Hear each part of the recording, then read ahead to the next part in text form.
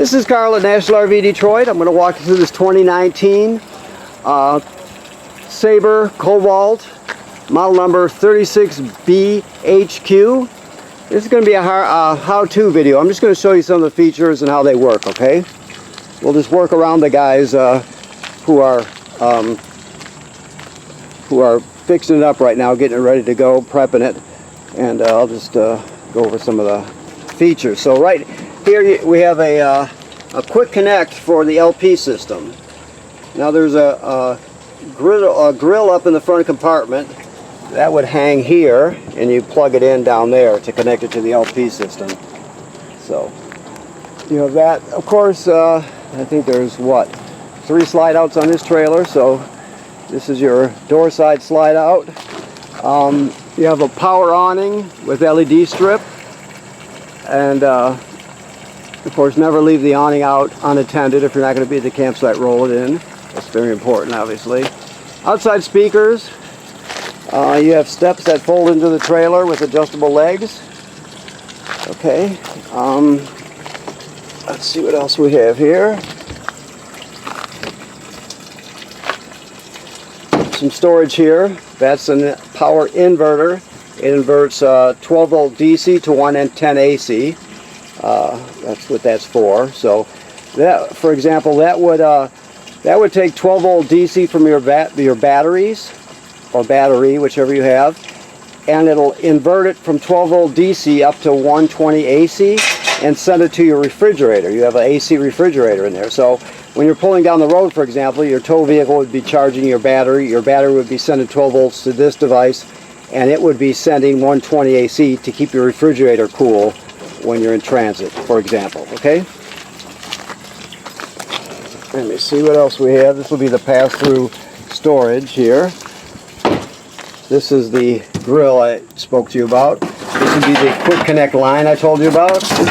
You used to plug it into the LP system. You can see right there. And then you have a male counterpart on the other side. So that's where your LP how you connect your grill. Okay. Propane here, 20-pound tank. This is just a pre-wire here. You can purchase a solar battery charger kit. Basically, it folds up. It's got a little stand generally, and you would plug it in here and point the solar panel to the sun, and it would charge your battery for you. It's just an option. It's a pre-wired option. So if you ever wanted to buy one of those, that's where you would plug it in. Okay. Then we have batteries up front here.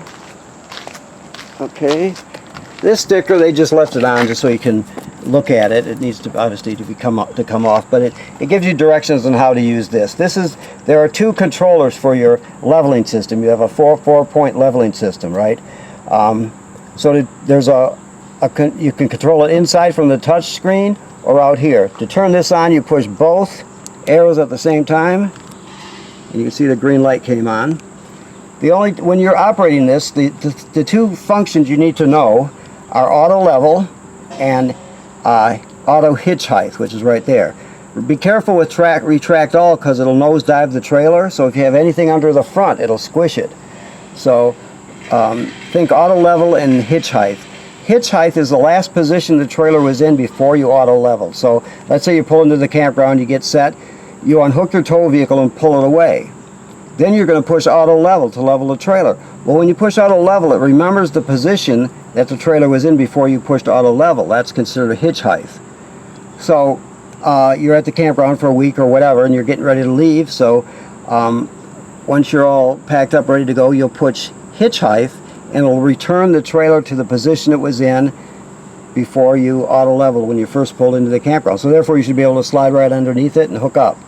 So those are the most important features. Now, like I said, be careful of retract all.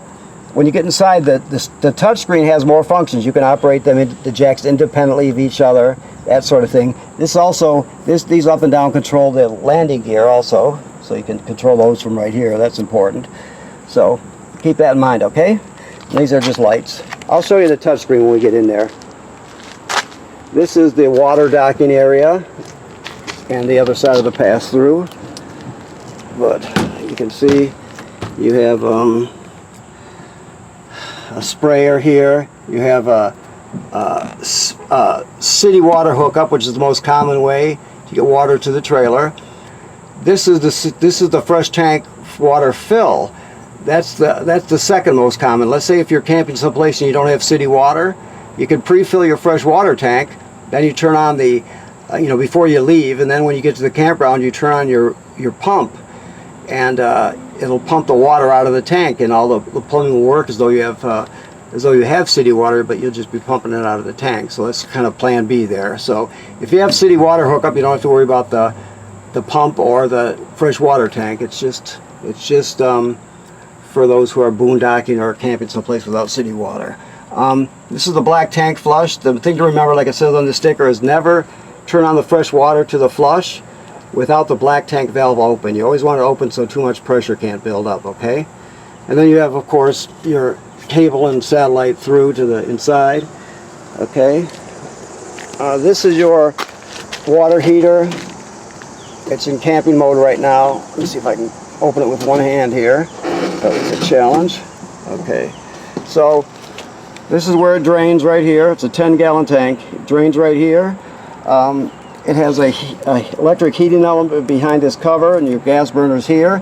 Both switches are, well, the electric heating element switch is right here, right? The burner switch is going to be inside the trailer. I'll show you those when we get in there. All right, of course your dump valves down here. This vent is for the range hood. So if you're venting to the outside, you want the baffle inside there flapping freely. So you'd reach up there or get on a ladder, and you would pop the baffle open so it flaps freely when you're venting.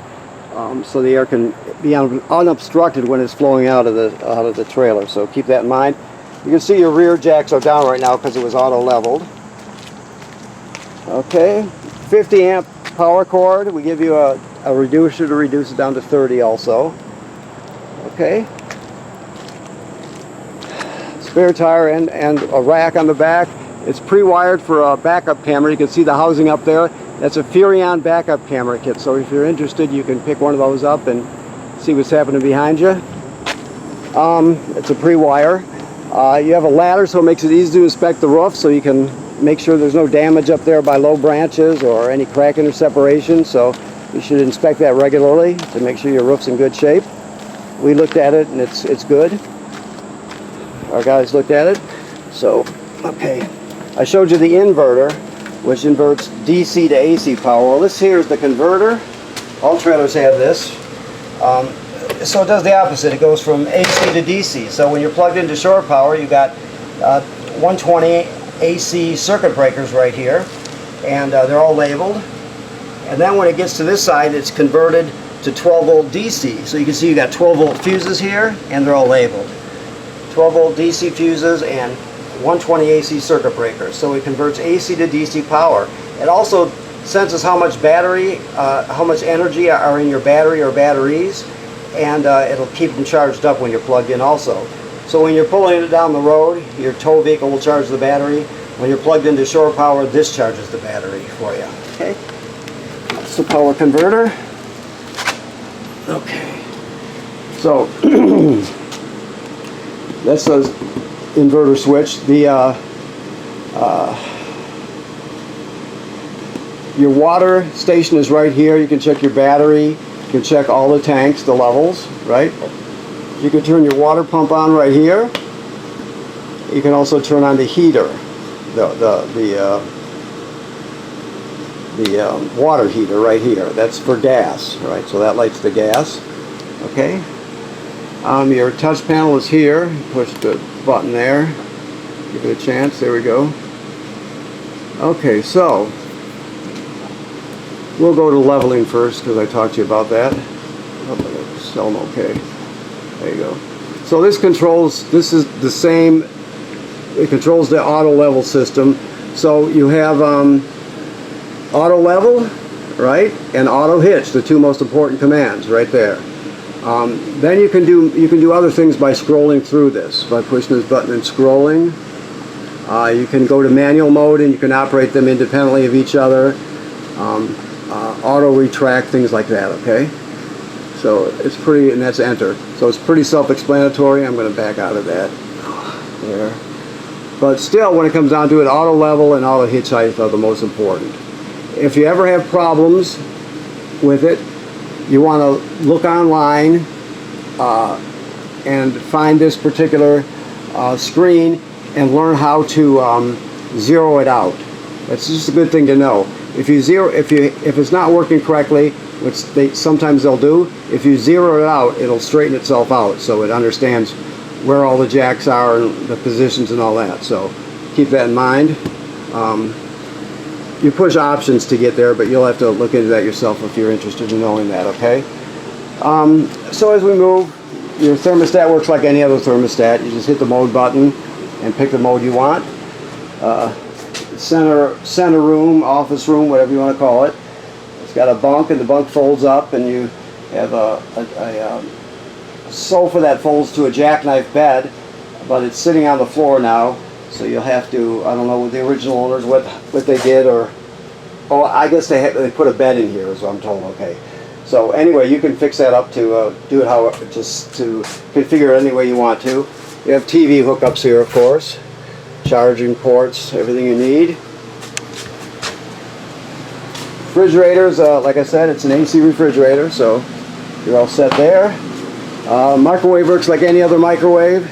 This is the fan for the vent I showed you outside. If you're cooking and you want to vent to the outside, you turn on the fan, obviously, and you can make sure that baffle is flapping freely so you get a unobstructed flow to the outside. Light, of course. You're just going to spark this to clockwise to light it. When it comes to the oven, it's a little bit different in the sense that looks like the oven's hardly ever been used, if ever. But you can see there's a pilot light back there. So you're going to light it with a long neck lighter, a grill lighter. But you'll take the lighter and you'll put your oven knob to the picture of the flame and you depress it. You keep it depressed through the whole procedure. Then you're going to light it. Once it lights, you still hold this for another 10 or 15 seconds to heat up the thermocouple. Then you go to whatever temperature you want. It cycles. When you shut it off, the pilot light goes out, so you have to relight the pilot light each time you use the oven. Always travel with this in the down position. Okay. Your keys should be hanging right here. I'll make sure that they're there. Pantry here. Fireplace. It's a space heater. There are 3 speeds. You'll see it on the display. It'll be like right here, and you can change it from off. It'll show 2 zeros to low to high, and that's the fan speed. High really kicks out the heat. You can change the color of the crystals, and there's a timer you can set on it, that sort of thing. Of course, your sound here, you can play discs here. It has a USB drive here for, you can take your MP3s on a drive if you want to. It has Bluetooth, AM, FM radio, 2 speaker zones, A and B, or 1 and 2. 1 is inside, 2 is outside. So it does everything you need and then some. Of course, your TV. There are remotes over here. I don't know. I didn't prep that part, so I don't know. But there's several remotes. Plus, they have a universal remote in here too. So I don't know the story behind it, why they have a universal, but you have it. This is a hide-a-bed. You pull the back cushions off here, set them aside, and grab it down here and fold it out. 2-panel hide-a-bed. 2 air conditioners in here, of course. This is your carbon monoxide LP gas detector. It should always be glowing green like it is. If not, get it serviced. It's obviously very important. All the plugs in the trailer, like over here by the stove, you can see that that's a regular duplex. It's still wired through a GFCI, so every plug is still wired through the GFCIs. There's a few of them in here. So if a receptacle's not working, first thing you think is GFCI and find one that's tripped, okay? They're all protected. Alrighty. You have a loft up here, of course. The built-in ladder for the kids or grandkids or whoever. The bathroom, the most important thing to remember is when you're traveling, let me fix fix that. You keep this latched like that so the doors can't slide around and get broken.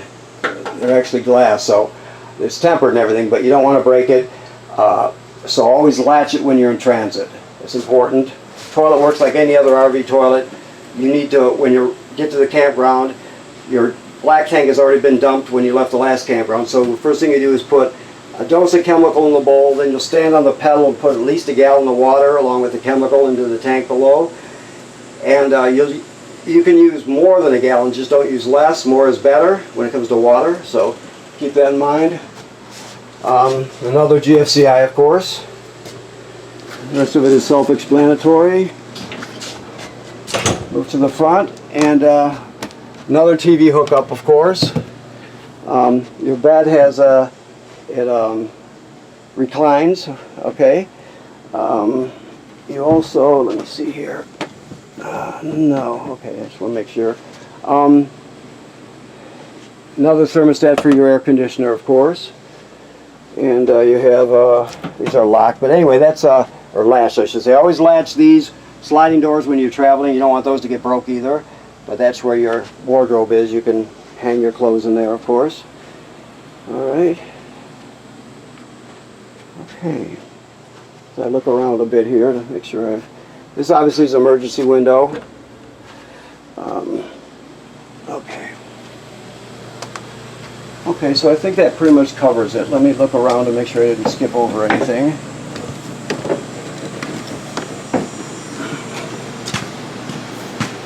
Okay, so I want to thank you for purchasing your trailer here at National RV Detroit.